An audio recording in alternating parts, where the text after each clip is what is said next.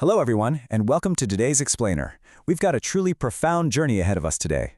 We're going to dive into a deeply moving piece of writing, a narrative that really explores the intersection of physical pain, mental anguish, and ultimately, what it fundamentally means to have dignity. And what's wild is that this entire narrative starts with something incredibly mundane, but it ends up completely reshaping how we view human suffering. Let's start right here. The will to live deepens the more one thinks of death. Wow. It's a powerful statement, isn't it? It totally challenges our usual way of thinking. I mean, we usually try to push the whole concept of death as far away as possible. But the author is suggesting that actually confronting it, that's what brings us closer to the very core of our existence. So, how exactly did they arrive at this realization? Well, to understand that, we need to trace their personal story. Section 1. The Sudden Mysterious Pain. So, this whole massive philosophical realization, it actually kicked off with a completely ordinary experience. Just picture it. It's late at night. You haven't eaten anything weird, you didn't do anything out of the ordinary, but suddenly, bam, you're hit with this intense stomachache. Was it internal hives? Just stress acting up? Who knows? The cause was totally unknown, but man, the pain was undeniably real. We have all been there, right? Lying in the dark, just totally bewildered by our own bodies, waiting for the discomfort to pass. For the author, it lasted maybe a few minutes, maybe tens of minutes. But in that tiny, brief window of vulnerability, the entire narrative shifted. Because in that moment, the author's mind jumped to a chilling question. What if this was the pain of terminal illness? Suddenly, the reality of death crossed their mind. But the source notes something super fascinating here. It wasn't this feeling of pure, blinding terror. It was actually more like a quiet awakening. Caught in the grip of that temporary, unexplained pain, the author found themselves truly, realistically imagining the lives of those who faced their final moments in a hospital bed, enduring relentless agony. And this brilliantly illustrates how physical pain forces all those hidden questions right up to the surface. Things like, why are we alive? What does it actually mean to die? You see, when we're healthy and comfortable, we just shove these deep existential questions to the absolute bottom of our minds. Health kind of acts like a mask. But a sudden physical ailment, it completely rips that comfort away. The author points out that, while pain is definitely a huge nuisance, it unexpectedly serves as this rare opportunity to seriously confront our own existence. When the body suffers, the mind mysteriously draws closer to the meaning of simply living. Which brings us to Section 2, Unfulfilled Will to Live. That late-night revelation really opened the author's eyes to two contrasting realities in our world. First, think about individuals battling terminal illnesses or incurable diseases. Their bodies are literally reaching their absolute limits, and yet they continue to live day by day. The sheer, unimaginable willpower required just to wake up, to try and force down a meal, or to simply look at their families' faces while enduring constant pain, it is staggering. The author notes that a healthy person's imagination truly hits a wall here. There's this desperate, incredibly powerful desire, this screaming "I want to live," but the physical body just absolutely refuses to comply. The invisible weight of that daily struggle is just beyond words. Moving to Section 3, Invisible Darkness of Endless Days. Now, the source quickly reminds us of a second reality of suffering. It's equally as real, but entirely different in nature. Here we're talking about a situation where the body is perfectly healthy, but the mind is failing.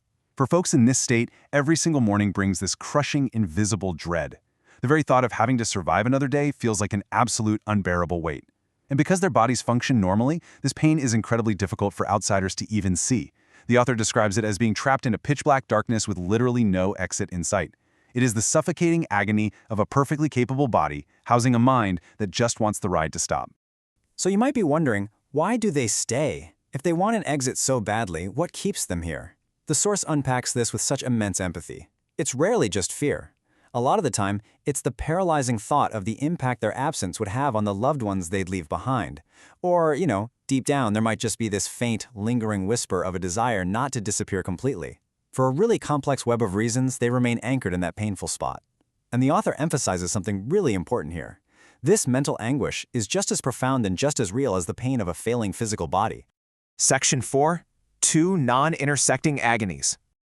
Now, this is where the source material delivers its absolute most brilliant structural insight. On one hand, we have the pain of wanting desperately to live, but the body is failing. And on the other, the pain of wanting the mental pain to end, but being forced to stay. These two groups exist in the exact same world, often totally unaware of each other. At first glance, they seem like complete polar opposites, right?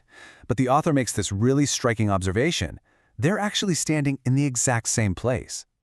The common thread here is absolute powerlessness. Both realities share this profound, devastating inability to control their own state of being. The author imagines that if these two people could somehow see each other, there might be this impossible, heartbreaking wish to simply trade places. But reality doesn't allow that, does it? They are forced to live today in the body and mind they were given. The source points out that within this sheer cruelty, there's actually a strange, equal fairness. Just take a moment to absorb the weight of that reality. Section 5. The True Meaning of Dignity. Having established this vast landscape of suffering, the author shifts gears to completely reframe a major concept for us, the word dignity, or sunzen in the original Japanese source material. Well, it usually conjures up images of something grand, noble, or, perfectly composed, but the author strips all of that away. Dignity is simply continuing to treat the body and mind you were given as your own right up until the very end. Whether you're fighting a physical disease or battling a mental darkness, the very act of trying to fulfill your life, in whatever condition you happen to find it, is exactly what places both of these groups in the exact same realm of dignity. Dignity doesn't need to be radiant. It doesn't need to be praised by society or recognized by anyone else as a good life or a life lived for others. The author reassures us that just making it through today, that is enough of a fulfillment. If you're suffering but you manage to get to the end of the day, that is absolute proof that you've confronted what you were given. You are fulfilling your existence. It's this quiet, steadfast beauty that literally doesn't require an audience. And honestly, this dictates exactly how we should handle these massive concepts. The author advises us to embrace the unanswerable questions. We absolutely cannot rank suffering. There is no right or wrong, no real versus fake pain between the two realities we've been talking about. The source warns that whenever we try to seek out these neat, tidy conclusions about why people suffer, we inevitably just end up belittling someone's lived reality. So, you know what? It's perfectly okay to not have all the answers. Living with these open, unresolved questions is just part of being human. Ultimately, death comes equally to all of us. That is the one absolute premise of life. And under that premise, we can't choose the bodies we're born into, we can't choose the minds we possess, and we can't choose the environments we find ourselves in. The author notes that while this seems incredibly unfair on the surface, it is also the ultimate equalizer. Finding your own way to carry what you were given, finding your own aesthetic within that completely unchosen reality, that is what it means to take ownership of your life right up to the very end. And to think, all of this realization was born from a completely mundane midnight stomachache that vanished as quickly as it came. That brief burst of pain forced a sudden, very real confrontation with mortality, revealing a narrative where true dignity isn't about perfection, but simply enduring the reality we are handed. So, I want to leave you with this thought today. How can you find quiet beauty in fulfilling what you've been given and embrace the unanswerable questions in your own life?